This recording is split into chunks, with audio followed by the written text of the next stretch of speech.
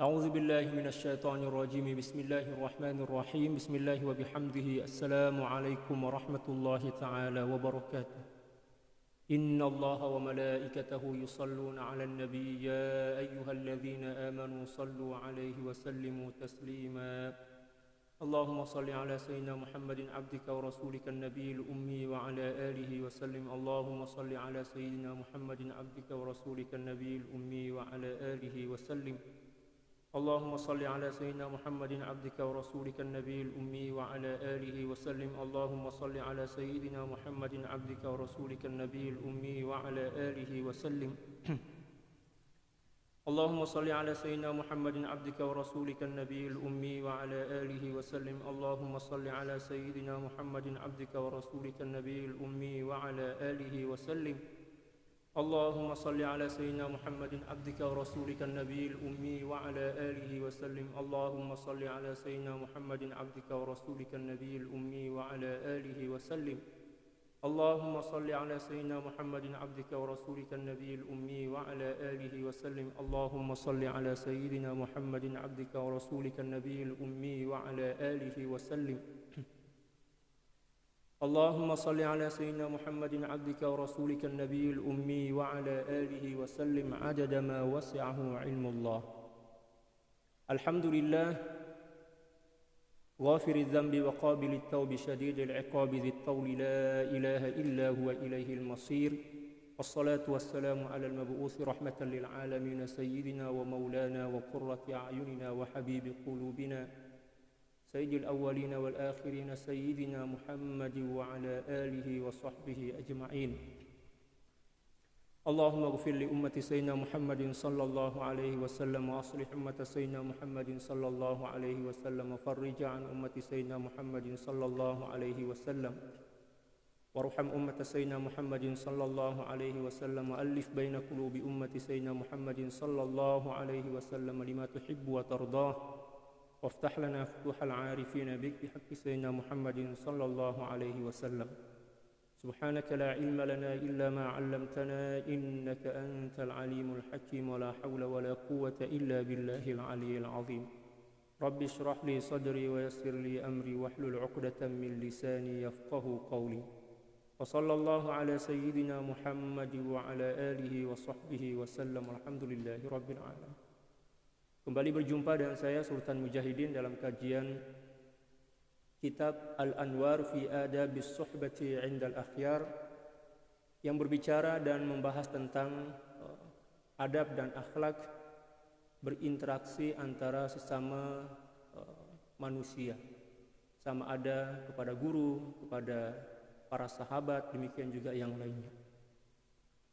Karangan daripada Sayyidil Imam Al-Arif Billah Al-Imam Sya'rani radhiyallahu ta'ala an wa nafa'ana Allahu bi'ulumihi wa ulumi syuyukhihi wa syuyukhina wa jami'i awliya'illahi salihin fid dharain Allahumma amin. Petang ini kita telah pun sampai kepada buka surat 73. Masih lagi membahas tentang adab bersuhbah dengan sesama kawan, sahabat macam itu. Qala radhiyallahu ta'ala an wa nafa'ana Allahu bi'ulumihi wa ulumi syuyukhihi wa syuyukhina wa jami'i awliya'illahi salihin fid dharain Allahumma amin. Wa min haqqil akhi 'ala al-akh alla yanzura ila zallatin sabaqat wa la yakshifa lahu 'awratan sutirat wa fil hadithi man ra'a 'awratan fasataraha kana kaman ahya mau'udatan min qabriha. Dan satu di antara hak seorang saudara kepada saudara yang lain, hak seorang sahabat kepada sahabat yang lain, ialah alla yanzura ila zallatin sabaqat, tidak melihat dan memandang kepada kesilapan atau kesalahan masa lalu. Jadi yang masa lalu itu sudahlah, masa lalu, dosa masa lalu bukan untuk dikenang, tapi untuk dilupakan. Setelah kita bertaubat, setelah kita kembali kepada Allah, sudah kita lupakan saja. Jangan pula kita mengingatkan kembali kesilapan dan kesalahan yang pernah dilakukan oleh sahabat kita. Ya, kan terkadang kita walaupun tujuan dia bergurau, tapi tak boleh sebenarnya. Ya, kita cakap, ada seorang cakap kepada kawan dia, ingat lagi ke hari itu, apa yang awak buat? Ya, hari itulah yang hari itu, na'udzubillah. Mengingatkan seorang kepada kesilapan masa lalu yang mungkin dia telah bertobat daripada kesilapan dan dosa itu merupakan merupakan dosa. Sebab bila mana dia kembali teringat dengan masa lalu, kesuraman kehidupan dia masa lalu kan, ada peluang bagi syaitan dan nafsu itu untuk kembali menggodanya, mengingatkan seronoknya dosa yang dilakukan masa lalu. Itu yang pertama. Yang kedua, kalau sekiranya pun nafsu dan syaitan ini tidak mengingatkan dia tentang seronok dan nikmatnya dosa masa lalu, mungkin dia akan mencoba untuk menggoda seorang hamba ini untuk berputus asa atas kesilapan masa lalu, dan itu juga dikira sebagai suatu yang buruk. Ya, masa lalu lah, tak payah kita kenang, tak payah kita cerita, tapi selalunya yang saya pernah nampak lah kan, terutama muslimat, ya, dia ada diary apa sih panggil, kalau dalam bahasa Indonesia diary, kalau sini diary ya, buku harian tuh. Dia tulis masa lalu dia, semua dia tulis. Walaupun masa lalu itu sebenarnya adalah suatu keburukan, patah hati, kecewa, sakit hati dan lain sebagainya kan. Pernah melakukan kesilapan, dia tulis gak sih? Sehingga di masa tua nanti dia buka, atau mungkin di masa lapang dia kembali membuka lembaran-lembaran hitam itu, dan dia kembali teringat dengan dosa-dosa masa lampau yang walaupun sebenarnya dosa itu telah pun dia pohonkan ampun kepada Allah Subhanahu wa taala. Dalam pandangan tasawuf dan akhlak itu dikira sebagai suatu keburukan. Sebab kita membuang-buang masa untuk mengingat sesuatu yang sepatutnya kita lupakan. Sepatutnya kita lupakan. Ketika mana kita mengingat masa lalu, masa lampau yang kelam itu, maknanya kita sedang membuang-buang masa dan ingatan kita untuk melihat dan mengingat kembali sesuatu yang tak ada guna, yang merugikan diri kita. Alangkah lebih baiknya masa itu kita gunakan untuk berzikir, berselawat ke atas baginda sallallahu alaihi wasallam dan sebagainya. Sebab kata para ulama, setiap saat, setiap masa itu ada hak dan kewajiban kita. Ada wajibul waqti istilah dia. Kalau dalam ilmu tasawuf itu wajibul waqti, kewajiban yang kita kena tunaikan setiap masa. Setiap masa ini bukan setiap jam, tetapi setiap saat yang berlalu dalam diri kita, dalam kehidupan kita. Itu adalah anugerah yang wajib kita tunaikan hak dia. Dengan cara apa? Berzikir, berselawat, ya, mengingati Allah, dan bukan untuk mengingat benda-benda yang sia-sia lah, benda yang tak patut kita ingat kembali, masa lalu kan, masa lalu lah. Kita kena move on, buang tepi-tepi, kita fokus kepada saat ini. Menunaikan kewajiban wajibul waqt istilah dia, kewajiban kita saat ini. Setiap nafas kita itu ada kewajiban. Setiap bahagian-bahagian daripada masa yang berlalu dalam kehidupan kita ada kewajiban itu. Ketika mana kita mengingat masa lalu, maknanya kita menggunakan masa saat ini untuk kembali ke masa lalu dan melupakan dan tidak menunaikan kewajiban masa sekarang. Dan itu dikira sebagai tanda kejahilan seseorang, tanda yang seorang itu jahil, tak paham tentang kewajiban dia sebagai seorang hamba. Tapi ramai di antara kita yang merasa seronok kan membaca catatan buku harian masa lalu itu. Walaupun tujuan dia betul, dia tujuan, Ustaz saya nak baca ini agar saya kembali menyesal Ustaz, agar saya tak buat hari itu udah menyesal dah. Ya. Hari itu udah bertobat kepada Allah.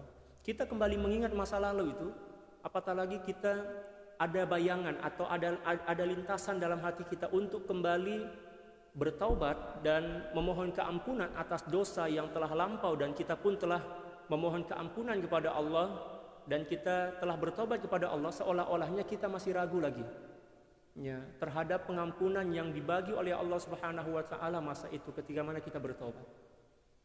Maknanya kita tak yakin lagi bahwa dosa itu telah pun diampunkan. Maknanya itu tanda bahwa dosa kita belum diampunkan, sebab ada keraguan dalam jiwa kita. Oleh sebab itu, dalam ajaran akhlak tasawuf, kita tak dibenarkan untuk melihat masa lalu. Tapi kita kena fokus masa sekarang. Bukan masa hadapan tak pasti lagi. Masa lalu udah berlalu dah. Ya, masa hadapan tak pasti. Dalam kajian tasawuf, akhlak tasawuf, kita diajarkan untuk fokus kepada masa sekarang, yang sekarang. Dengan Sayyidina Umar radhiyallahu ta'ala senantiasa dirundung duka, sedih macam itulah. Para sahabat bertanya, wahai baginda, khalifatul mu'minin, khalifatul muslimin, apa gerangan yang menyebabkan tuan macam ni? Ya. Sangat berhati-hati, setiap langkah itu sangat berhati-hati beliau. Sangat berhati-hati.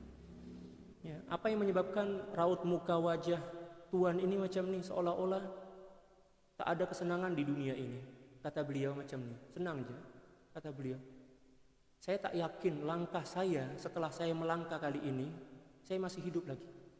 Oleh sebab itu saya berhati-hati. Saya ingin agar setiap langkah saya itu terisi dengan ibadah, terisi dengan wajibul waqt, kewajiban di masa itu. Ya, berzikir kepada Allah. Ini merupakan satu di antara manhaj tasawuf yang diajarkan oleh Sayyidina Umar kepada kita. Jadi kita diperintahkan untuk sibuk dengan diri kita saat ini untuk menunaikan kewajiban kita saat ini. Bukan untuk terlalu memikirkan masa hadapan tak pasti lagi, dan dah ada dah Allah Subhanahu wa taala yang mengatur segala-galanya kan. Dan masa lalu selalu lah dah berlalu dah. Tak payah kita nak mengungkit, mencari-cari, apatah lagi kita catat, kita tulis pula ke Facebook kita tuh. Hari ini betapa perihnya hatiku, ketika itu siap letak tarikh pula. Hari dia, tarikh dia, tahun dia, Masya Allah. Ramai orang yang komen, tepuk tangan. Ya kan, Masya Allah, hebat kamu. Nah, jadi dia semakin merosakkan. Dia orang yang bertepuk tangan ini sebenarnya semakin merosakkan ya hati kita. Sebab kita terbuai, ya, kita terbuai dan terombang-ambing oleh sesuatu yang sifatnya waham, sesuatu yang tak pasti, dah berlalu, dah hilang, dah macam itu kan. Oleh sebab itu kita tak boleh mengingatkan saudara kita tentang kesilapan dan kesalahan dia masa lalu. Bila mana ada orang yang mengingatkan, mengenangkan kembali masa lalu yang kelam itu, maknanya dia saja memancing dosa itu kembali kepada dirinya. Maknanya dosa juga lah, sebab kita menjadi asbab kan. Ya, dia kembali terjerembab ke dalam dosa itu. Oleh sebab itu, kena hati-hatilah berinteraksi dengan sesama. Allahu Akbar. Alla yanzura ila zallatin sabaqat wa la yakshifa lahu auratan sutirat. Wa fil hadithi man ra'a auratan fasataraha, dalam hadis baginda sallallahu alaihi wasallam bersabda, sesiapa orang yang melihat aurat ini bukan aurat dalam maksud seperti mana yang kita ini ya. Aurat di sini maknanya keburukan. Ya, keburukan dan kesilapan lah, kekurangan. Seseorang fasataraha, lalu kemudian dia menutupi kekurangan itu, ya, kesilapan itu, kana kaman ahya mau'udatan min qabriha. Ya. Seolah-olahnya dia sedang menghidupkan kembali seorang bayi kecil yang ditanam hidup-hidup. Ya, dalam Al-Qur'an kan, wa ilal mau'udati su'ilat bi ayyi dzambin qutilat, itu kan. Allahu Akbar. Jadi seolah-olah kita menghidupkan seorang baby yang telah dikuburkan hidup-hidup. Maksudnya apa? Seolah-olah kita sedang memberikan cahaya kehidupan baru kepada orang itu. Boleh ya? Ada orang yang melakukan kesilapan, dosa dia. Dia buat dosa. Kita nampak dosa itu. Kita tutupi dosa itu. Keaiban, kesilapan itu. Seolah-olah kita sedang menghembuskan semangat kehidupan baru kepada dia. Yang digambarkan atau diilustrasikan oleh baginda sallallahu alaihi wasallam macam orang yang membangkitkan ya seorang baby yang dikubur hidup-hidup. Maknanya bagi dia napas kehidupan barulah, untuk semangat, untuk kembali bangkit dan lain sebagainya. Allah, dalam hadis yang lain diriwayatkan oleh Imam Bukhari, demikian juga Imam Muslim, baginda sallallahu alaihi wasallam bersabda, atau kama qala sallallahu alaihi wasallam, man satara musliman satarallahu yaumal qiyam. Sesiapa orang yang menutupi keaiban seorang muslim, orang yang beriman kepada Allah, maka di akhirat nanti Allah Subhanahu wa taala akan menutupi keaiban-keaiban dia. Allahu akbar. Wa qala al-masyayikh kullu man lam yastur ala ikhwanihi ma yarahu minhum min al-hafawat faqad fataha ala nafsihi baba kashfi awratih biqadri ma azhara min hafawatihim. Ya. Para ulama berkata, para masyayikh berkata, setiap orang yang tidak menutup keaiban saudara dia, tidak menutupi keaiban yang nampak oleh matanya daripada keaiban saudara dia dan kesilapannya, faqad fataha ala nafsihi baba kashfi auratih, maka sesungguhnya dia telah membuka untuk dirinya sendiri akan tersingkapnya keburukan dan kekurangan-kekurangan diri dia. Masih ingat lagi kan sabda baginda sallallahu alaihi wasallam, kama tadinu tudan, seperti mana engkau berbuat maka Allah akan membalas seperti itu juga. Ketika kita tidak menutupi keaiban seseorang, maka seolah-olahnya kita sedang membuka keaiban kita sendiri. Sebab apa yang kita lakukan akan kembali kepada diri kita. Macam orang yang menyemburkan angin ke atas langit, air ke atas langit ya, mesti akan tertimpa muka sendiri kan. Macam orang yang meludahlah ke atas langit, ludah itu akan tertimpa diri dia sendiri. Demikian juga orang yang membuka aurat dan keburukan. Aurat di sini maksudnya adalah keburukan, ya, keaiban seseorang, maka seolah-olahnya dia sedang membuka diri dia sendiri, ya, membuka keaiban dan kekurangan dia sendiri. Biqadri ma azhara min hafawati, dan keburukannya akan terserlah daripada diri kita ini mengikut kadar keburukan orang lain yang kita buka, yang kita sampaikan kepada orang lain, kita ceritakan kepada orang lain. Kalau semisal sehari kita ngegosip, istilahnya kalau dalam bahasa Indonesia, kita cerita keburukan orang lain dengan 1000 kata misalkan, maka 1000 kata itulah akan kembali kepada diri kita untuk membongkar seluruh keburukan kita mengikut kadar 1000 kata itu. Ya. Jadi Allah Subhanahu wa taala cukup adil. Sekarang ya terpulang kepada kita, nak pilih mana? Nak pilih sebagai penutup keaiban orang lain agar keaiban kita ditutup, atau nak pilih menjadi orang yang menyerlahkan, membuka keaiban orang lain agar keaiban kita pun diperlihatkan oleh Allah Subhanahu wa taala. Dan bila mana keaiban kita ditampakkan oleh Allah, diserlahkan oleh Allah Subhanahu wa taala, itu adalah derita yang sangat menyakitkan. Kita nak keluar rumah pun malu sangat, nak jumpa kawan malu, nak berhubung dengan kawan pun kita malu, sebab keaiban kita dinampakkan oleh Allah kan? Oleh sebab itu jangan buat, ya, jangan buat. Wa qalu idza ra'aitum ahadan min ikhwanikum ala ma'siyatin lam yujahir biha. Ya, para ulama juga berkata, kalau sekiranya kalian melihat seseorang daripada saudara-saudara kamu, sahabat-sahabat kamu melakukan maksiat dan dia tidak mempertontonkan maksiat itu, maknanya dia melakukan maksiat itu sembunyi-sembunyi dalam bilik, atau mungkin dia minum arak, naudzubillah, dia minum arak di rumah dia, rumah kena dia tutup, tingkap pun dia tutup, ya kan?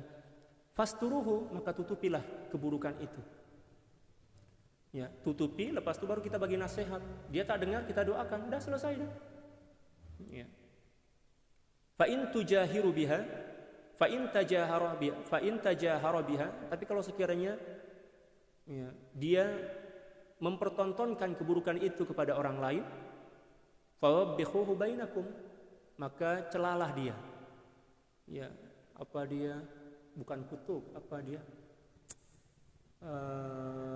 nasihati dia dengan nasihat yang keras, tetapi bukan di hadapan orang lain, secara sembunyi-sembunyi. Ajak dia datang ke rumah kita, atau kita datang ke rumah dia, lalu kita bagi nasihat dan nasihat yang kuat macam itu. Bila mana dia melakukannya di hadapan orang ramai macam itu kan.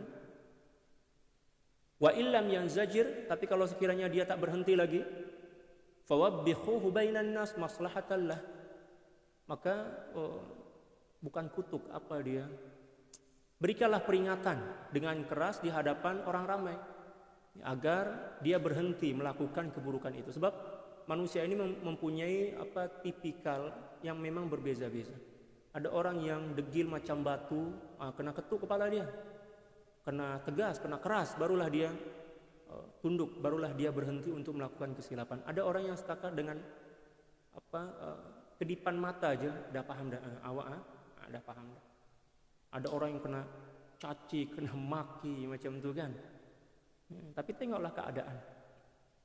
Nah kita pula sebagai sahabat kita kena paham lah karakter apa dia, sahabat-sahabat kita tuh. Oh ini tipikal orang yang hati dia lembut, kasar sedikit terus dia jatuh, ya kan? Hati dia mudah tergores. Ini pula ini memang degil nih, kena jeri-jeri, kena berteriak, kena suara, kena tinggi macam itu, barulah dia boleh paham. Gunalah macam itu. Dan baginda Shallallahu Alaihi Wasallam mencontohkan perkara itu. Tengok sahabat yang degil terutamanya daripada A'rabi. A'rabi maknanya orang Badui lah. Apa dia orang asli ya, orang kampung lah, orang Sahara, orang padang pasir. Ya, yang mana hati mereka memang keras lah. Disebutkan dalam Al-Quran, wa minal a'rabi asyaddu kufra wa nifaqa. Memang dalam Al-Quran macam itu. Kebanyakan ada di antara orang-orang Badui ini, orang-orang kampung. Memang hati mereka degil. Apa dia keras macam batu kan? Jadi terkadang memang perlu dengan suara yang lantang, suara yang macam orang yang menjerit lah. Baginda Sallallahu Alaihi Wasallam buat juga macam itu. Tapi tengok keadaan, ya, kena tengok keadaan. Kita pun kena faham. La tasyaffiyan fihi, bukan tujuannya untuk memburuk-burukan dia. Fala'allahu yar'a wa yanzajir. Tapi tujuannya moga-moga dia berhenti dan tidak melakukannya lagi.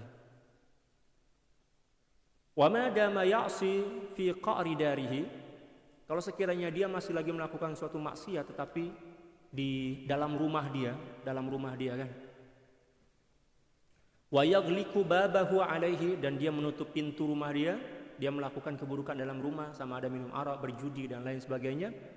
Fa huwa lam yatajahar, itu maknanya dia tidak mempertontonkan keburukan itu selagi di rumah dia kan. Ya. Illa in kana hunaka atfalun yahkuna ma yarawna, kecuali bila mana dalam rumah itu ada anak-anak, kanak-kanak yang dah paham, dan kanak-kanak ini boleh menceritakan apa yang berlaku itu kepada orang lain. Fa innahum karrijal, maka kanak-kanak itu dianggap sebagai seseorang lelaki atau orang-orang lelaki yang dah dewasa, yang mananya dia mempertontonkan keburukan dia lah. Ya. Misal dia melakukan maksiat, minum arak misal, atau berjudi dalam rumah dia tutup pintu, tingkap juga tutup. Tapi di dalam rumah itu ramai kanak-kanak yang dah mumayyiz lah, dah akil balik, yang boleh cerita apa yang berlaku dalam rumah itu kepada orang lain. Maknanya kedudukan budak-budak ini serupa dengan kedudukan orang-orang dewasa. Maknanya bila mana dia bermaksiat dalam keadaan macam itu bermakna bahwa dia melakukan maksiat dengan mempertontonkan maksiat itu kepada orang lain. Ya, cara untuk menasehati dia mana dengan cara yang keras, yang tegas, ya, macam itu. Wa min haqqil akhi 'alal akh, dan di antara hak ya seorang saudara ke atas saudara dia, sahabat, alla yu'ayyirahu bi dzambin wala ghairihi. Dia tak dibenarkan untuk ya mengutuk atau menghinanya dengan disebabkan karena melakukan perbuatan atau satu perbuatan dosa. Wala ghairihi, demikian juga yang lainnya. Fa innal mu'ayyarata taqta'ul wudda au tukaddiru safa'ah, karena sesungguhnya dia meremehkan atau menghina atau merendahkan, saling merendahkan itu akan memutuskan kasih sayang antara sesama. Kita tengok kawan kita, awak nih tak mandi lagi, udah pukul 12 dah nih, mandi sana misalkan. Itu akan, walaupun kita bergurau, itu akan dalam istilah kita dalam Melayu itu, bahasa Melayu, maknanya akan menawarkan hubungan kasih sayang cinta kepada sahabat kita. Dia mesti akan dia tergores lah kan, hati dia akan rasa sakit lah macam itu, walaupun tujuan kita gurau. Oleh sebab itu bergurau itu boleh, janji jangan bergurau dengan sesuatu yang sekiranya boleh menyakiti hati sahabat. Au tukaddiru safa'ah, atau sekurang-kurangnya boleh mengeruhkan hubungan cinta dan kasih sayang antara sahabat. Lalu kan kita tengok dalam Facebook itu, awak ingat lagi gak masa itu? Awak nih tujuan dia bergurau, tapi kita tak tahu lah kan. Ada masa-masa tertentu di mana seseorang ini tak boleh nak terima suatu perkataan walaupun itu gurauan. Mungkin dia sedang down misal katakan sedang dia boring sebenarnya. Jadi hati dia cukup halus lah, sensitif. Ya. Tujuan, malah terkadang-kadang kita serius pun, ya, kita tak bergurau pun, kita tak menghina pun, kita malah bagi satu cadangan yang elok untuk dia, boleh menyebabkan hati orang itu tergoreskan. Apatah lagi gurauan yang memang nyata-nyata dah ada hinaan, ada cacian kat situ. Oleh sebab itu kena hati-hatilah. Wa min kalamis Sayyidi Al-Hasan Al-Basri, dan di antara ungkapan daripada Sayyidina Al-Hasan Al-Basri radhiyallahu taala an, idza balaqakum an ahadin zallatun, ya, kalau sekiranya ada satu kesilapan atau dosa yang dilakukan oleh seseorang, kabarnya sampai kepadamu, walam tasbut inda hakimin, dan kesilapan itu tidak terbukti di sisi hakim, ya, kata beliau, fala tu'ayyiruhu biha, maka janganlah engkau menghinanya, sebab dia keburukan yang tak ada bukti itu, yang tak terbukti di depan hakim. Wa kadzdzabu man asya'aha anhu, dan dustailah, maknanya jangan percaya orang yang menyebarkan berita bohong itu. Jangan percaya atau dustailah perkataan orang yang menyebarkan keaiban yang tak ada bukti itu. Tapi selalunya kita pula yang bagi sokongan kan, betul kan? Mana pula tuh? Tak mana? Betul kan? Maknanya kita bagi sokongan lah itu. Sepatutnya kita cakap, kamu jangan cakap macam itu, tak ada bukti kan, dosa besar tau macam itu. Kita kena hentikan lah. Jangan pula kita yang saja nak macam menggali sesuatu, nak cari tahu tentang perkara itu. Jangan kita bagi sokongan, sebab itu akan semakin menyebarkan fitnah kan. Tak ada bukti lah. Ya. Kalau sekiranya ada bukti pun kita tak ada benarkan untuk menyampaikan kepada orang lain, apatah lagi sampai menghina, apatah lagi tak ada bukti. Oleh sebab itu kena berhati-hatilah. Sebab hidup kita ini cukup singkat, cukup ringkas. Sayanglah kalau sekiranya amal ibadah yang kita himpun, kita lakukan dalam kehidupan kita ini rosak disebabkan karena keburukan lisan kita. Ya kan? Kena hati-hati. Allah. La siyama in kana huwa bainakum. Apatah lagi dia melakukan atau apatah lagi seseorang yang dihina itu berada bersama kita. Berada bersama kita, mestilah dia akan sangat tergores kan. Dzalika li'annal asla bara'atus sah. Karena sungguhnya hukum asal dalam fiqh ini adalah bebasnya seseorang dari kesilapan, kecuali bila mana ada tuduhan dan ada bukti yang membuktikannya. Kalau ada orang yang mengatakan si fulan melakukan maksiat tapi tak ada bukti, maknanya itu adalah fitnah. Fitnah. Ya, itu adalah fitnah karena ada bukti lah. Dan bukti itu kena dibuktikan di depan hakim. Itu zaman dahulu. Kalau sekarang benda-benda macam ini memang tak diambil berat lah oleh umat Islam saat ini kan. Kalau zaman dahulu perkara-perkara sekecil ini boleh naik mahkamah. Misal ada orang cakap ini berdusta, tak ada bukti kan. Orang yang dituduh itu boleh komplain. Awak tuduh saya berdusta, ada bukti kan? Tak ada bukti. Jom kita pergi ke mahkamah. Zaman dahulu mahkamah itu senang, dia bukan macam sekarang kena isi borang, kena ini. Mahkamah itu setakat kak rumah aja kan. Ya, kak rumah para sahabat atau satu office itu office macam, ya bukan office macam sekarang. Jadi senang nak jumpa dengan qadhi, senang nak jumpa dengan khalifah. Jadi perkara-perkara sekecil apapun juga kena dibuktikan ya di hadapan mahkamah. Zaman dahulu lah. Zaman dahulu. Adapun zaman sekarang orang tak ambil kira dan dikira sebagai sesuatu yang biasa. Ya, oleh sebab itu senanglah bagi masyarakat untuk melakukan perbuatan dosa macam dianggap biasa. Walaupun sebenarnya ini adalah perkara yang cukup besar dalam pandangan Islam. Sesuatu yang luar biasa, sangat buruk lah macam itu.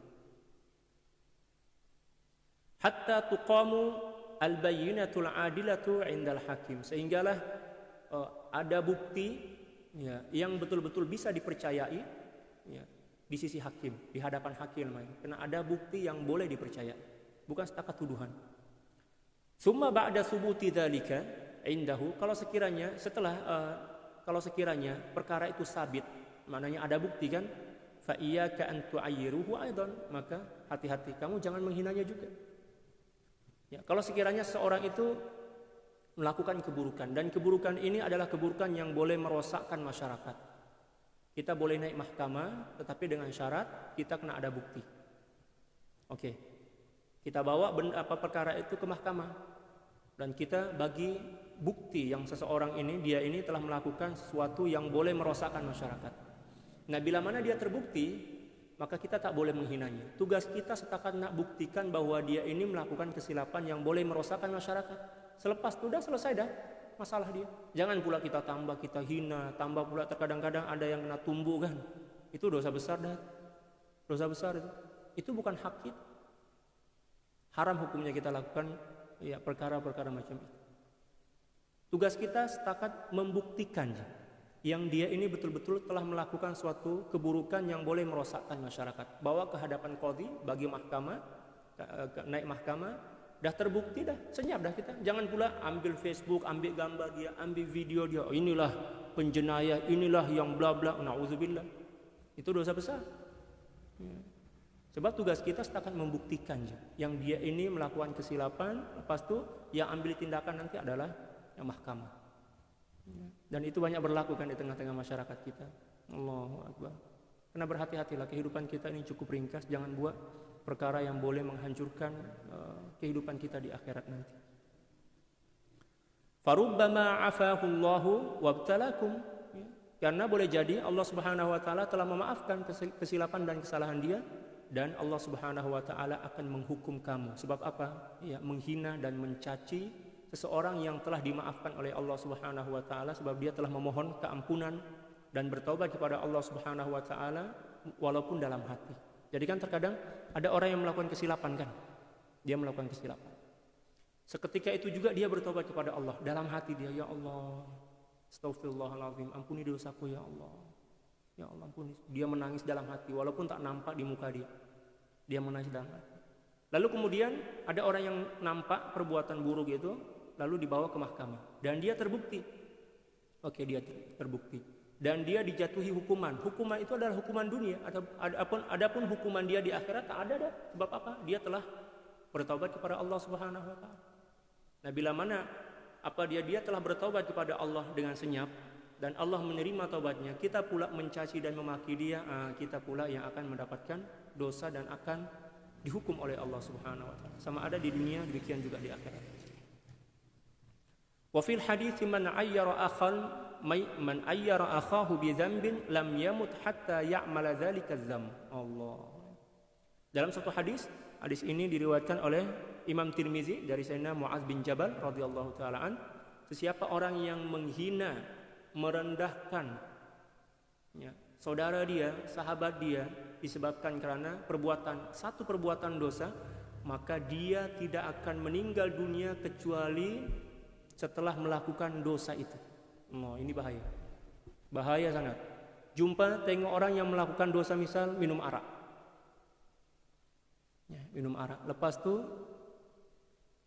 dia menghina, awak ni masuk neraka bla bla bla kan. Kita tak tahulah, mungkin dia telah pun bertaubat kepada Allah Subhanahu wa taala. Kita pula sombong mengatakan awak ni masuk neraka, penjenayah bla bla kan.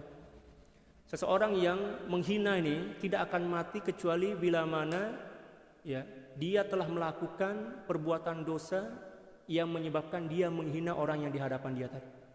Ini hadis daripada baginda sallallahu alaihi wasallam, diriwayatkan oleh Imam Tirmizi. Allah. Wa min kalami Sayyidi Ali Wafa, dan di antara kalam daripada Sayyidi Ali Wafa radhiyallahu taala an, la ta'ib akhaka bima asabahu min masaibi dunyak. Janganlah engkau menghina, mencaci saudara kamu dengan apa yang menimpanya daripada musibah di dunia ini, di duniamu. Fa innahu fi dzalika imma mazlumun sayansuruhullah. Ya, sebab boleh jadi dia adalah seorang yang dizalimi, maknanya dia terpaksa untuk melakukan maksiat, melakukan kesilapan itu, sebab dia terpaksa ya kan, nak menjaga sesuatu yang lebih terhormat dibandingkan itu. Lalu kemudian Allah Subhanahu wa taala menolongnya. Contoh macam ni. Dan ini banyak berlaku. Saya pernah tengok. Masa saya duduk kat Kelang dulu. Ada seorang budak umur dalam 15 tahun dah. Tampak sia sangat. nampak macam apa? Macam kotor lah. Mungkin dia ada masalah kan. Dia masuk ke, kalau tak silap, pasar raya lah apa? Saya tak perlu sebut nama. Masuklah. Pada masa itu saya juga ada dalam supermarket itu kan. Saya beli barang lah. Tiba-tiba aja ada 3 orang abang tuh masuk senyap-senyap. Ternyata dia polis, tapi dia tak guna pakaian polis kan. Terus tangkap budak. Saya pun tanya lah. Saya mula-mula saya tak tahu pun yang 3 orang abang ini adalah polis kan. Ya, saja lah saya tanya, bang, apa nih, kenapa nih? Kenapa orang tangkap? Ya, abang-abang tangkap nih. Senyap ya abang-abang polis. Tapi mula-mula saya tak tahu pun dia yang 2 orang ini polis kan. Saya tanyalah kepada pekerja yang ada pada pasar raya itu, ini apa masalahnya? Dia mencuri roti kecil lah kan. Mungkin dia lapar. Saya tuh pikir kesiannya, ya kan. Nah, mencuri roti itu adalah perbuatan yang memang dosa lah kan. Tetapi terkadang ada seseorang yang melakukan perbuatan itu sebab terpaksa. Dia tak tahan dah lapar kan. Tak tahan, sangat lapar dia. Dia terpaksa mencuri. Nah, kalau sekiranya dia mencuri sebab dia terpaksa nak mempertahankan nyawa dia, kita kena maafkan lah. Itu yang dimaksud sayang suruhullah. Mungkin dia dizolimi. Zolimi maknanya dia berada dalam keadaan yang dia terpaksa melakukannya. Tapi sebab dah kena tangkap dah, bawa balik polis lah. Saya pun nak bagi pembelaan, tak boleh sebab kena tangkap dah kan. Dan ada bukti, ada CCTV, lepas itu pula ada pekerja-pekerja, kita tak boleh nak ini kan. Nah, nak bayar pun, nak mintakan maaf tak boleh sebab apa? Ada bukti, takut-takut dia orang kena berhentikan kerja sebab ada bukti kan macam itu. Saya pun terfikir, Allah Akbar, kesian. Ya. Oleh sebab itu, ya kita jangan suka-suka hati nak menghukum dan menilai orang lain kalau sekiranya dia melakukan kesilapan. Sebab boleh jadi dia melakukannya dalam keadaan terpaksa, nak membela nyawa dia, nak mempertahankan kehidupan dia. Alangkah lebih baiknya kita maafkan. Apatah lagi dia seorang muslim kan? Ya, saudara kita. Au mudnibun uqiba fatahharahullah. Ataupun boleh jadi dia adalah seorang yang melakukan dosa sebab hukuman daripada Allah Subhanahu wa taala, dia dihukum oleh Allah Subhanahu wa taala, setelah itu Allah Subhanahu wa taala menyucikannya. Wa minar ru'unati an taftakhira bima la ta'manu salbahu. Dan satu di antara tanda kebodohan, tanda keburukan adalah kamu berbangga atau membanggakan sesuatu yang kamu tak boleh nak menahan dan mempertahankan benda itu. Contoh misal, adakah di antara kita yang mampu mempertahankan yang kita ini senantiasa dalam ketaatan? Tak boleh. Misal kita paksa diri saya paksa diri saya akan senantiasa taat kepada Allah. Saya tak nak buat dosa. Tak ada yang boleh menjamin, tak ada yang boleh buat. Sebab takdir kita akan senantiasa bergulir kan, akan senantiasa berputar. Hari ini kita melakukan ketaatan, boleh jadi esok kita bermaksiat. Hari ini kita bermaksiat, esok jadi boleh jadi kita esok beribadah kepada Allah Subhanahu wa taala. Dan tak ada yang boleh menjamin bahwa iman itu tetap melekat dalam dada dia. Nah, ketika mana kita menghina seseorang yang melakukan maksiat, seolah-olahnya kita bangga dengan diri kita kan. Kita bangga dengan diri kita, oh saya tak buat dosa. Ada kejaminan kita yang tak buat dosa selama-lamanya? Boleh jadi selepas kita cakap macam tu, kita keluar daripada rumah, dah. Ya, takdir dosa itu telah diturunkan oleh Allah Subhanahu wa taala dan menimpa diri kita. Oleh sebab itu jangan bangga. Sepatutnya bila mana kita tengok ada sahabat kita, saudara kita melakukan kemaksiatan, kita kena sedih lah dan banyak-banyak beristighfar, banyak-banyak bertobat kepada Allah. Ya kan? Kata beliau, antu ayyira ahadan bima la yastahilu fi haqqik. Atau kamu menghina seseorang yang tidak mustahil benda itu juga boleh berlaku pada diri kamu. Contoh mencuri. Kita menghina orang lain. Adakah dosa mencuri itu atau perbuatan mencuri itu tidak boleh berlaku, tak akan berlaku dalam diri kita? Boleh jadilah. Boleh jadi hari ini kita sebagai penonton orang yang mencuri, esok pula orang yang menonton kita mencuri. Sebab apa? Kita menghina dan merendahkan orang yang mencuri tadi.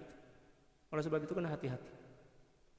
Wa anta ta'lamu anna ma jaza ala mislika jaza alaik.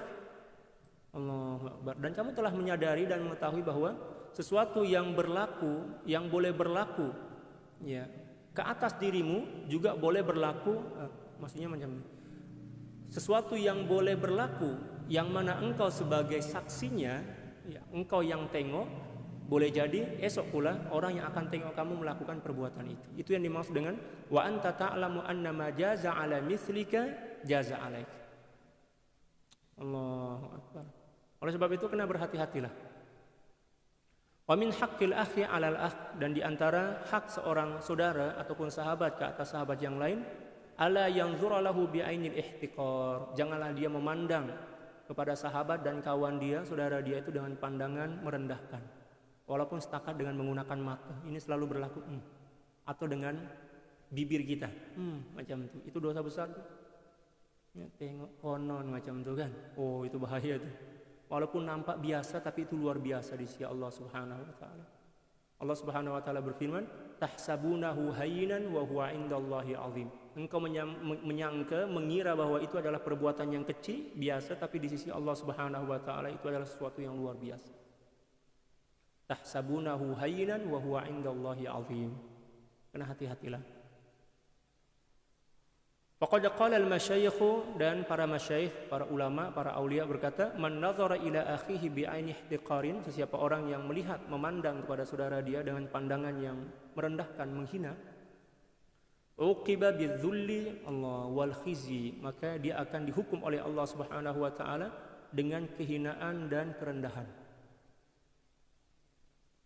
Sama ada di dunia, demikian juga di akhirat. Setiap orang yang merendahkan orang lain mesti akan direndahkan oleh Allah. Dan tidaklah seseorang merendahkan orang lain kecuali sebenar orang yang merendahkan itu lebih rendah dibandingkan orang yang direndahkan. Boleh paham tak? Contoh macam ini, saya bagi gambaran lah.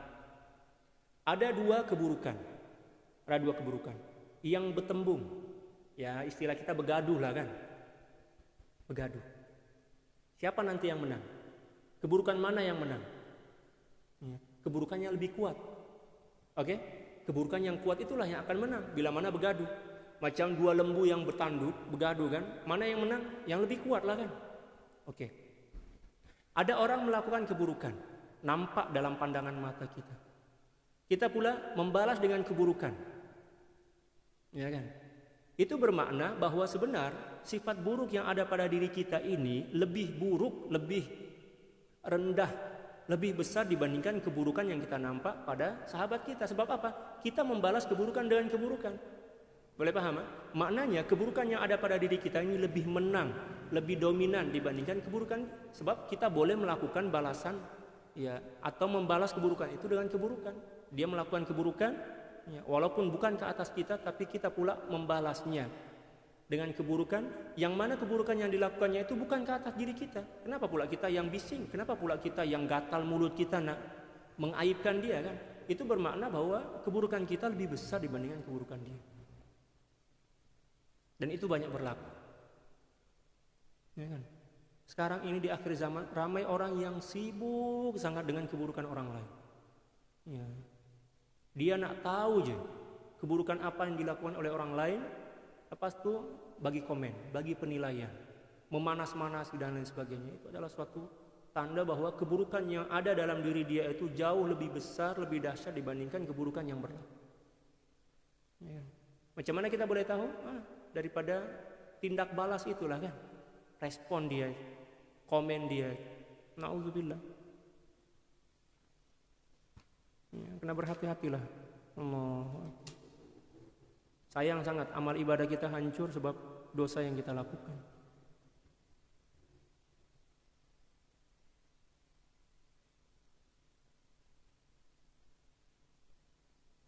Siapa? Saya tengok.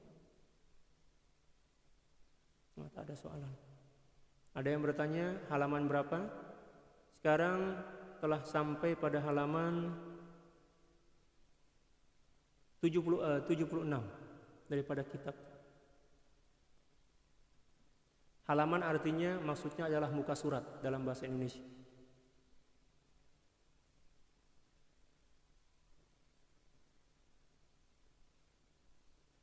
Wa fil hadithi man nazara ila akhihi nazrata wuddin ghafarallahu lah.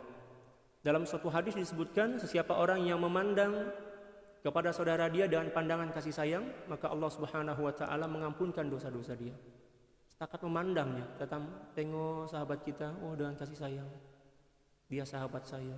Dia adalah orang yang dicintai oleh Allah. Apa bukti dia? Ada iman dalam jiwa dia. Dia lebih baik dibandingkan saya. Apa bukti dia? Dia tak pernah mengaku lebih baik dibandingkan saya. Senang dia sebenarnya mengukur kebaikan orang lain tuh. Ya. Sayyidina Syekh Abdul Qadir Al-Jilani radhiyallahu taala pernah berkata, tidaklah Allah Subhanahu wa taala mengangkat derajat saya sampai semulia ini, kata beliau. Ya. Bukan disebab saya diangkat oleh Allah Subhanahu wa taala ke atas derajat yang mulia dan agung seperti yang berlaku dalam diri saya saat ini. Sebenarnya bukan sebab saya banyak sholat, bukan disebabkan saya banyak membaca Al-Quran dan lain sebagainya. Tetapi satu di antara sebab dia, kata Syekh Abdul Qadir Al-Jilani, saya senantiasa merasa lebih hina bila mana saya jumpa dengan siapapun juga. Dan saya memandang dengan pandangan yang cinta, belas kasih kepada sesiapapun yang saya tengok. Dan beliau selalu menganggap bahwa diri dia itu lebih hina dibandingkan orang yang dia nampak. Ya kan? Bila mana beliau jumpa dengan seorang, oh inilah saudara saya yang beriman. Saya pun beriman, tapi iman dia lebih kukuh dibandingkan saya. Buktinya apa? Dia tak pernah sibuk dengan keburukan orang lain. Saya pula rasa diri lebih mulia dibandingkan orang lain. Macam itulah cara kita membawa diri kita, membawa hati kita agar tidak rosak. Kalau kita pula, dia itu tak hafaz Quran pun, saya alhamdulillah 40 juzuk, 30 juzuk lah. Tuh, tak pernah belajar ke luar negara. Saya belajar luar negara 15 tahun. Saya ada gelar master, ada gelar doktor, ada gelar. Kalau boleh letak kat sini gelaran-gelaran saya itu, dia akan nampak. Saya ada berhaji dah 5 kali. Kalau boleh tengok letak kopiah haji 5 kat sini sebagai tanda yang saya ini berhaji 5 kali, saya letak dah. Oh na'udzubillah, itu lebih sombong dibandingkan Fir'aun, itu dia lebih sombong dibandingkan dibandingkan iblis. Iblis sekali je melakukan kesombongan kepada Nabi Adam kan. Qala ana khairum minhu khalaqtani min nari wa khalaqtahu min tin. Dah selesai dah. Kita pula, kesombongan itu berulang-ulang kali. Saya lebih handsome, saya lebih cantik, ya, lebih pandai, lebih kaya, lebih cerdik, keturunan ini, keturunan itu. Saya belajar kat luar negara berpuluh-puluh tahun. Maknanya keburukan yang kita lakukan itu berlipat-lipat ganda dibandingkan keburukan yang pernah dilakukan oleh iblis. Iblis sekali aja melakukan maksiat kepada Nabi Adam, kepada Allah melalui Nabi Adam. Kita pula berkali-kali dah, berulang-ulang kali. Iblis sekali aja. Maknanya sifat buruk kita ini lebih buruk dibandingkan iblis. Malah mungkin iblis geleng-geleng kepala dah. Maknanya dia lagi buruk dibandingkan saya. Saya tak payah nak menggoda dia, tak payah nak mengajak dia untuk bermaksiat sebab dia lebih pandai dibandingkan saya. Malah saya kena belajar kepada dia. Na'udzubillah. Dan itu selalu berlaku dalam kehidupan kita, berulang-ulang kali. Jangan pandang diri kita lebih mulia dibandingkan siapapun daripada makhluk Allah. Allah. Inilah satu di antara adab yang telah punah, yang telah hilang di tengah-tengah masyarakat kita, di tengah-tengah kehidupan kita. Yang mana saat ini orang memandang kepada orang lain dengan pandangan hina, pandangan merendahkan. Kita rajin ibadah tapi rajin juga merendahkan orang lain, maknanya tak gunalah ibadah kita, itu rugi. Ya kan, sia-sialah. Nah, itulah contoh daripada sifat yang dimiliki oleh Syekh Abdul Qadir Al-Jilani, sehinggalah Allah Subhanahu wa taala mengangkat derajat beliau. Tiap kali jumpa dengan budak kecil ini lebih mulia dibandingkan saya. Sebab apa? Dia masih suci lagi. Saya ini tua aja, umur je berpuluh-puluh tahun, tapi dosa berlipat-lipat ganda. Ibadah tak ada pun. Dia ini masih suci lagi. Ya kan? Selalu berbaik sangka kepada orang lain. Jumpa Atok dah umur 80 tahun misalkan, Masya Allah, Atok ini luar biasa. Semenjak dia balik, akil balik dah, dia senantiasa beribadah kepada Allah. Ibadah dia lebih hebat dibandingkan saya. Saya ini masih kecil lagi, masih muda lagi dibandingkan Atok. Saya banyak dosa pula. Macam itulah. Jumpa dengan seorang pelajar, Allahu Akbar, pelajar nih, Masya Allah, luar biasa mulianya dia. Ya, sebab dalam keadaan belajar itu kan seseorang senantiasa dalam lindungan dan rahmat Allah kan. Saya nih, walaupun saya dah belajar berpuluh-puluh tahun, tapi itulah ada rasa sombong dalam jiwa saya. Saya tak mampu nak mengamalkan ilmu yang telah pun ya, Allah bagi kepada saya. Ada aja cara kita nak merendahkan diri kita dibandingkan orang lain. Itu satu di antara tanda yang seseorang itu mempunyai akal yang sehat. Akal yang sehat. Tapi kalau dia mulai membandingkan diri dia dan menganggap diri dia lebih mulia dibandingkan orang lain, ya, mananya dah ada kegilaan dalam hati dia. Dah gila dah. Tak waras dah. Kena bawa hospital Sungai Buloh tak silap. Ya, hospital orang-orang sakit jiwa. Bawa kat situ lah. Ya. Atau kalau boleh ya, ke laut aja lah, tenggelamkan di laut. Allahu Akbar. Taklah macam tu. Nasihatkanlah. Nasihatlah. Doakanlah dia. Wa min haqqil akhi 'alal akh, dan di antara hak seorang saudara kepada saudara lain, idza tala 'ala aibihi 'ala aidin fihi ayyattahima nafsahu fi dzalik. Bila mana dia melihat keaiban yang ada pada diri saudara dia kena menghina diri dia sendiri. Dia kena menuduh bahwa keburukan itu sebenarnya ada pada diri dia, tapi dinampakkan oleh Allah Subhanahu wa taala melalui sahabatnya. Wa yaqul, kemudian dia berkata, dzalika innama dzalika al-aibu fiyya. Sesungguhnya keaiban yang nampak pada saudaraku itu sebenarnya ada pada diri saya. Li'annal muslima mir'atul muslim, karena sungguhnya seorang muslim itu adalah cerminan kepada muslim yang lain. Wala yaral insanu fil mir'ati illa surata nafsi, dan tidaklah seseorang insan ya melihat ke dalam cermin kecuali bayangan diri dia sendiri, ya kan? Kita nampak keburukan pada orang lain, maknanya keburukan itu ada pada diri. Wa qad sahiba rajulun Aba Ishaq Ibrahim ibn Adham radhiyallahu ta'ala an. Ada seseorang yang pernah berguru kepada Sayyidina Aba Ishaq ya, Ibrahim ibn Adham. Sayyidina Ibrahim ibn Adham ini adalah seorang anak raja, putra mahkota lah, yang melarikan diri daripada kerajaan sebab tak suka hidup berhura-hura di dalam kerajaan, di dalam istana. Ya, beliau mendapatkan hidayah daripada Allah, Allahu Akbar, dan menjadi tokoh daripada tokoh para sufi. Beliau meninggal dunia pada tahun 163, abad yang kedua lah maknanya kan. Falamma arada ayyufariqahu, tatkala seorang murid ini nak balik kampung, qala lahu nabbihni, murid ini berkata kepada gurunya. Guru beliau adalah Ibrahim ibnu Adham. Wahai guru, ya, nabbihni ala ma fiyya minal aib, tolong beritahulah keaiban-keaiban saya. Saya nak balik kampung, saya nak tahu yang saya ini penuh dengan keaiban. Tolong bagi tahu keaiban saya. Apa kata Sayyidina Ibrahim ibnu Adham? Ya akhi, saudaraku, mari sini saya bagi tahu. Ya. Inni lam arolaka aiban. Saya tak nampak pun ada keaiban pada diri kamu. Seseorang yang mampu tak nampak keaiban pada orang lain, walaupun orang itu banyak keaiban, itu bermakna hati dia bersih. Sebab setakat hati bersih je yang mampu tak nampak keaiban pada seseorang yang mempunyai aib. Nah, seperti mana yang beliau cakap? Li'anni lahaztuka bi'ainil widad, karena sungguhnya saya memandangmu dengan pandangan cinta kasih, bukan dengan pandangan kebencian. Orang yang memandang kepada seorang yang dicintainya nampak keaibannya, tak nampak. Tapi bila mana dah cerai dah belah dah, semua keburukan yang ada dalam lapisan bumi yang ketujuh pun nampak, ya kan? Itulah yang berlaku. Saya tak nampak pun keaiban yang ada pada diri awak. Sebab apa? Saya senantiasa memandangmu dengan pandangan cinta kasih sayang, cinta dan kasih sayang. Ya, fastahsantu minka ma ra'ait, dan seluruh apapun yang saya nampak pada diri kamu, saya nampak semuanya baik, semuanya cantik lah. Ya, comelote kata orang anak Terengganu kan. Ya, pasal ghairi an aibik.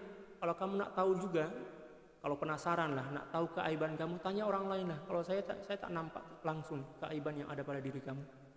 Wa fi hadzal ma'na ansyadu, dan para ulama ya mengenai perkara di atas tadi membuat satu nasyid, satu syair lah. Apa kata mereka? Wa ainur ridha an kulli aibin kalilatun kama anna ainal sukhti tubdil masawiyah. Allah, cantik sangat syairnya. Pandangan simpatik atau pandangan cinta akan menutup seluruh celah dan keaiban. Seperti mana pandangan kebencian akan menzahirkan seluruh keburukan. Kalau orang dah benci kepada kita, Allahu Akbar, kebaikan pun nampak buruk di mata dia. Apatah lagi keburukan. Keburukan yang dah kita pendam ke dalam lapisan bumi yang ketujuh itu akan dia korek-korek, dia cari. Ini keaiban kamu 30 tahun lepas. Ini keaiban kamu 50 tahun lepas. Kita dah lupa, dah dia pula masih lagi ingat. Sebab benci kan.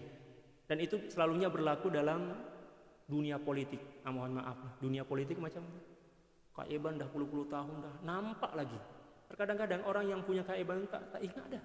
Tapi dia pula ingat sebab apa? Ada kepentingan nafsu kat situ, ada kepentingan politik. Allahu Akbar. Oleh sebab itu jangan heran. Ya, ada orang yang pada mulanya bersahabat, lepas itu belah. Begaduh kan.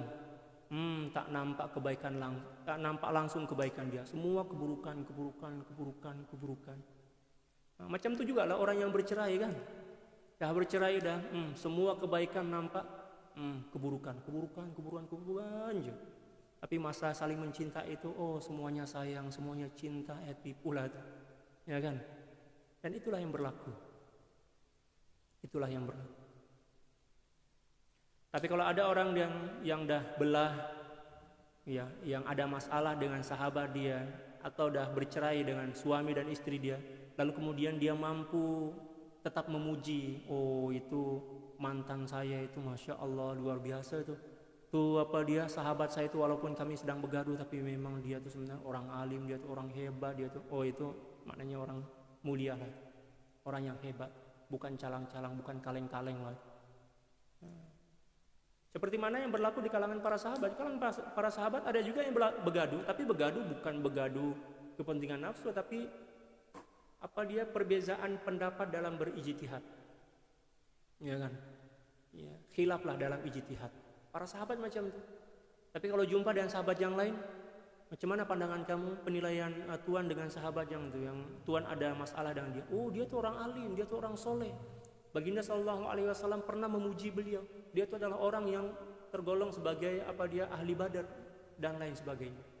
Itulah kebersihan hati yang ada di kalangan para sahabat. Kalau kita memang 7 turunan pun akan kita kutuk. Wa na'udzubillah. Wallahu a'lam bishawab. Subhanaka la ilma lana illa ma 'allamtana innaka antal alimul hakim wa la haula wa la quwwata illa billahil aliyil azim. Ya, moga-moga kita boleh istiqamalah dalam pengajian kita ini. Allahumma amin. Inna Allaha wa malaikatahu yusalluna 'alan nabiy ya ayyuhalladzina amanu sallu 'alaihi wa sallimu taslima. Allahumma salli 'ala sayyidina Muhammadin 'abdika wa rasulika an-nabiyil ummi wa 'ala alihi wa sallim. Allahumma salli 'ala sayyidina Muhammadin 'abdika wa rasulika an-nabiyil ummi wa 'ala alihi wa sallim. Allahumma salli 'ala sayyidina Muhammadin 'abdika wa rasulika an-nabiyil ummi wa 'ala alihi wa sallim. Allahumma salli 'ala sayyidina Muhammadin 'abdika wa rasulika an-nabiyil ummi wa 'ala alihi wa sallim. Allahumma salli 'ala sayyidina Muhammadin 'abdika wa rasulika an-nabiyil ummi wa 'ala alihi wa sallim. Allahumma salli 'ala sayyidina Muhammadin 'abdika wa rasulika an-nabiyil ummi wa 'ala alihi wa sallim. Allahumma salli 'ala sayyidina Muhammadin 'abdika wa rasulika an-nabiyil ummi wa 'ala alihi wa sallim. Allahumma salli 'ala sayyidina Muhammadin 'abdika wa rasulika an-nabiyil ummi wa 'ala alihi wa sallim. Allahumma salli 'ala sayyidina Muhammadin 'abdika wa rasulika an-nabiyil ummi wa 'ala alihi wa sallim. Allahumma salli 'ala sayyidina Muhammadin 'abdika wa rasulika an-nabiyil ummi wa 'ala alihi wa sallim. Allahumma salli 'ala sayyidina Muhammadin 'abdika wa rasulika an-nabiyil ummi wa 'ala alihi wa sallim adada ma wasi'ahu ilmullah. Sekian, wallahul muwaffiq wal hadi ila sabilir rasyad wal afu minkum. Assalamu alaikum warahmatullahi taala wabarakatuh. Dan salam Idul Adha, Eid Mubarak wa Sa'idah wa Sa'id. Taqabbalallahu minna wa minkum salihul a'mal.